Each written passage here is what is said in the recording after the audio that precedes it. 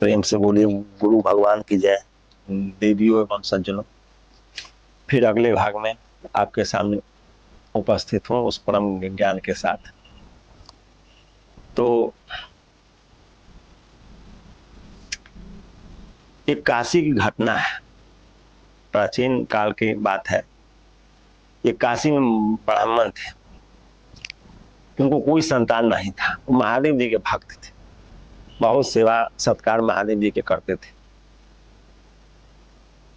तो उनको संतान नहीं था, इस बात का उनके मन में बराबर दुख था। उनके अगल बगल के लोग, समाज में जिसको बच्चा नहीं रहता उसको लोग बहुत हंसी उड़ाते हैं, उसको लोग अच्छे नहीं मानते हैं, उसको अनेक प्रकार के, उसको बांस क्या क्या अनेक नामों से उसको देखने से यात्रा खराब हो जाता है। क्या क्या यह ये सब भ्रांति है, इस सब में कभी नहीं फंसना चाहिए। पूरा समाज के पतन के कारण ही भ्रांति के कारण ही समाज नष्ट के कगार पर है और नष्ट हो जाएगा जो सोच में लोग चल रहा है।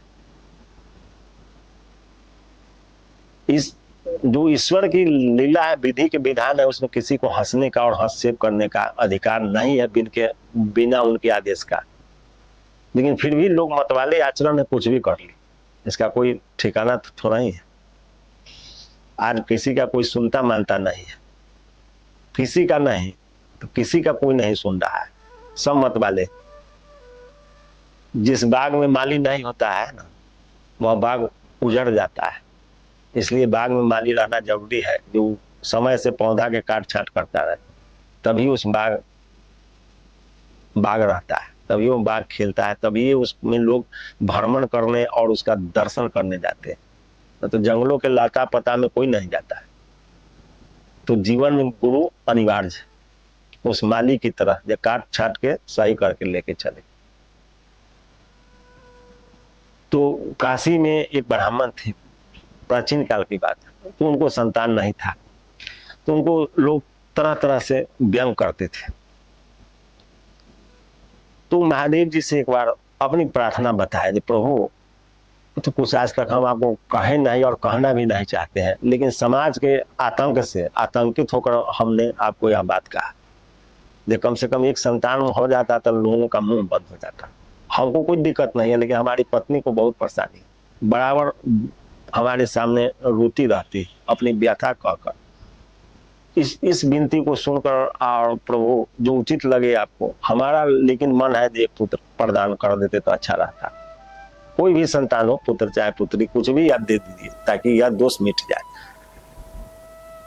उस भक्त का मान रखने के लिए, उसकी सच्ची श्रद्धा देखकर और बहुत निष्ठा देखते हुए महादेव जी तत्काल प्रकट हो गए। प्रकट होकर उसको कहे, ब्राह्मण तुम वरदान मांग लो। तुम कहा वरदान तो यही है प्रभु जो हमारे मन में चल रहा है। तो कहे ठीक है, तुमको संतान होगा, लेकिन तुम कुपात्र चाह रहे हो या पात्र चाह रहे हो। पात्र होगा तो उसका कम दिन आयु रहेगा, जितने दिन रहेगा वो सेवा सत्कार करेगा और तुम्हारा नाम रोशन करेगा। लेकिन कुपात्र लेगा तो उसका आयु लंबा रहेगा, लेकिन वो तुमको जीवन भर दुख ही दुख देगा।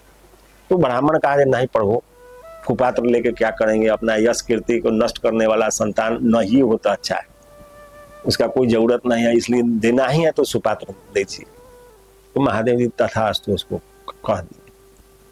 अब उसका जब जन्म हो गया तो उसके पिता जो थे ब्राह्मण देवता, किसी आचार से दिखाए कोई संत महात्मा से, तो संत महात्मा बताए कि इसकी आयु 5 वर्ष का है और ये 5 वर्ष में ही मर जाएगा। अब उधर ब्राह्मण देवता को बच्चा होने का जितना खुशी था, उससे ज्यादा गम उस बच्चे को 5 वर्ष में मरने के लेकर था और बहुत चिंतित हो गया। अब वह बच्चा चंद्रमा की तरह, जैसे चंद्रमा रोज बढ़ते रहता है थोड़ा थोड़ा, वैसे दीप्तिमान बढ़ता जा रहा है, इसलिए कि भगवान भोलेनाथ का प्रसाद है। एकदम चंद्रमा की तेज की तरह उसका ज्योति बिखरते जा रहा था, बहुत सुंदर छठा आभा उसका। अब ब्राह्मण देवता चिंता में पड़ गए तो उसको ले जाते थे गंगा के किनारा और उसको खड़ा कर देते थे और कहते थे जितना भी आने वाला है सबको प्रणाम करते चलो। तो वह लड़का गंगा के किनार पर खड़ा हो जाता था, जितने भी जीव जंतु जो है सबको वह प्रणाम करते रहता था। एक दिन जब उसकी आयु पूरा बीत गया, अब 4 दिन शेष बचा हुआ था, ब्राह्मण देवता बहुत चिंता में पड़ गए हुए थे। इसी बीच सप्त ऋषि गंगा स्नान करने के लिए आए, क्योंकि उन लोगों को महादेव जी से मिलना था और काशी विश्वनाथ बाबा के दर्शन करने के लिए, उनसे मिलने के लिए गए थे सप्त ऋषि लोग। तो उन लोगों ने स्नान करके ही जाना उचित समझा, इसलिए वो लोग गंगा में स्नान करने आए। तो बच्चा घाट उसी घाट पर था, वो बच्चा प्रणाम कर लिया। तो जब प्रणाम कर लिया तो सप्त ऋषि लोग बच्चा का तेज देखकर बहुत प्रसन्न हुए, उसके मुख छवि देखे तो बहुत आनंद को पाए, बहुत अंदर मन में शीतलता प्रदान हुआ। तो सब सप्त ऋषि लोग बच्चा पर को देखकर दया बस सब उसको चिरंजीवी भव चिरंजीवी भव चिरंजीवी भव 7 बार उसको कह दी, सातों। उसके बाद उसके पिता वहां थे, कहे देखिए प्रभु आप लोग सप्त ऋषि हैं, आप लोग ईश्वर के दर्जा प्राप्त किए हुए हैं, आप लोग बराबर प्रभु से मिलते जुलते रहते हैं, आप लोगों को सीधा प्रभु से बात होता है। तो इस बच्चा का आयु तब 3 दिन ही शेष बचा हुआ है, और 3 दिन बचा हुआ है और आप इसको चिरंजीवी का वरदान दे देंगे, तो ये बचेगा जैसे कैसे। अब तो सप्त ऋषि लोग चिंता में पड़ गए। वो सोचे थे अब तो भारी इस गंगा के तट पर काशी में भारी झूठा बनने का स्थिति में हो गया। अब वो लोग सोचे थे भाई क्या करें। सब सप्त ऋषि लोग विचार करके कहेंगे इस बच्चा को अब ले करके अब तो ब्रह्मा जी को उपाय बताएंगे। तो सप्त ऋषि लोग ले जाके ब्रह्मा जी के पास गए उस बच्चा को, और ब्रह्मा जी के पास गए तो पहले 7 सप्त ऋषि लोग थे, सब आदमी पहले ब्रह्मा जी को दंडवत प्रणाम कर लिए। उसके बाद पीछे से वो बच्चा भी दंडवत प्रणाम कर लिया। ब्रह्मा जी सबको आयुष्मान भव का वरदान दे दिए। तो वो बच्चा भी उसमें था। तो ये लोग सप्त ऋषि लोग सोचा कि अब चलिए अब काम बन गया, अब हम लोगों के ऊपर से भार हट गया, अब जाने ब्रह्मा जी या जाने ये बच्चा, क्योंकि हम लोगों का भार तो हट चुका है। तो सप्त ऋषि लोग वहां से चलने लगे। तो ब्रह्मा जी कहे आप लोग इतना जल्दी आए, फिर जाग क्यों रहे हैं इतना जल्दी। तब तो वो सप्त ऋषि लोग बताए कि इस बच्चा का आयु 3 दिन बचा हुआ है शेष, और हम लोग इसको बिना जाने आशीर्वाद दे दिए। और अब जब बात सच्चाई समझ में आया तो हम लोगों को समझ में ना आया, तब हम आपके यहाँ लेके आए और आप भी इसको आयुष्मान का आशीर्वाद दे दिए हैं। तो फिर हम लोगों का तो भार समाप्त हो गया। अब ब्रह्मा जी चिंता में पड़ गए, अब देखे कि अब तो इसका 3 दिन समय बचल है। तो फिर लेकर के कहे चलिए इसको अब इसका उपाय भूतनाथ भगवान भोलेनाथ करालंग महाकाल कालंग कृपालंग गुनागार संसार पारंग न तो हम वही इसके दुख को दूर कर सकते हैं। तो वो लोग ब्रह्मा जी के साथ भगवान भोलेनाथ के पास गए। ब्रह्मा जी सहित सब लोग भगवान भोलेनाथ को प्रणाम किए। भगवान भोलेनाथ सभी को आशीर्वाद दिए, सब लोगों को चिरंजीवी भव का आशीर्वाद सबको मिला। और वह बालक सबसे पीछे वो भी दंडवत प्रणाम किया, दंडवत पूरा लेट कर महादेव के चरणों में दंडवत कर दिया। महादेव जी उसको ही चिरंजीवी रहने का आशीर्वाद दे दी।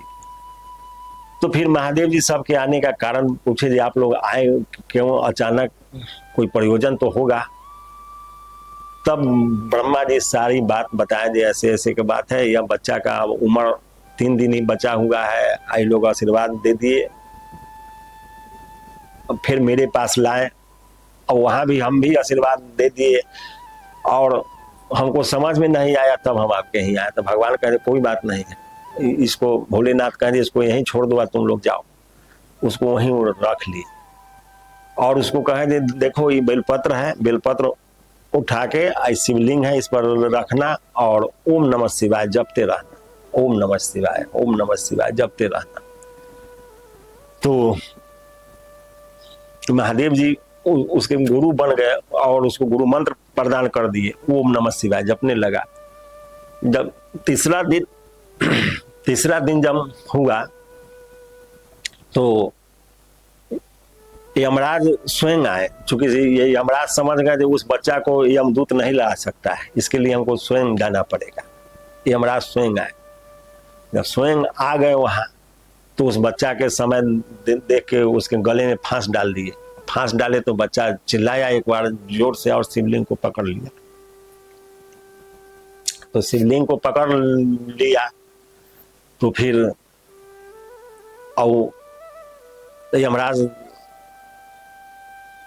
उसको पकड़ा, वैसे ही भगवान शिव तुरंत प्रकट हो गए और कहे कि इसको तुम क्यों जैसे पकड़ रहा है। तो बच्चा के आवाज सुन के, उसके रोदन की आवाज सुने, शिव जी प्रकट हो गए, उस यमराज को डांटे।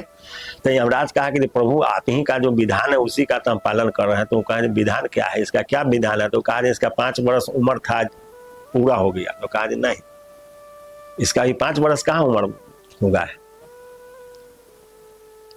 सतयुग, द्वापर, त्रेता, कलयुग, सबसे कम उम्र कलयुग का है, उसके बाद द्वापर का है, तब त्रेता का है, तब सतयुग का है।